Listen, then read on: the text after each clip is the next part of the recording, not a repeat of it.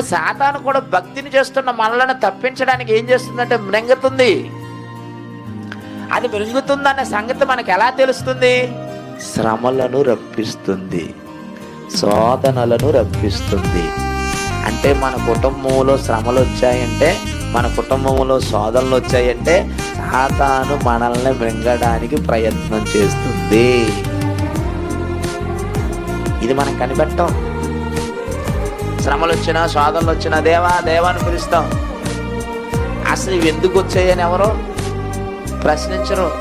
ప్రశ్నించుకోమను. అది మృంగుతుంది. అది మృంగడానికంటే ముందు మరి మృంగాలంటే తన ఆధీనంలోకి తెచ్చుకోవాలి అది మనల్ని. అందుకే ఏం చేస్తుంది? శ్రమలను రప్పిస్తుంది. అంటే సాతాను మృంగడానికి అనువైన వారు ఎవరయ్యా అంటే భక్తి పరులు, వాళ్ళ స్త్రీలైనా పురుషులైనా. అది టార్గెట్ ఎవరి మీద పెడుతుందంటే భక్తి పరులనే టార్గెట్ చేస్తుంది. భక్తిహీనులతో దానికి పని లేదు. ఎందుకంటే ఆల్రెడీ వాళ్ళందరూ దాని పార్టీయే.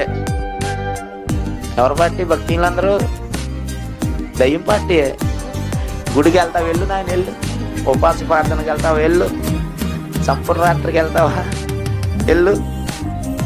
ఎక్కడికి వెళ్తావు, వెళ్ళు. పర్వాలేదు, ఎందుకంటే నువ్వు వెళ్ళి వెళ్ళకపోయినా నువ్వు ఎవరి పార్టీ? నా పార్టీ. వీళ్ళ బ్రతికలు ఎలా ఉంటాయి తెలుసా? అబ్బా ఎప్పుడు సంతోషంగా ఉంటాయి.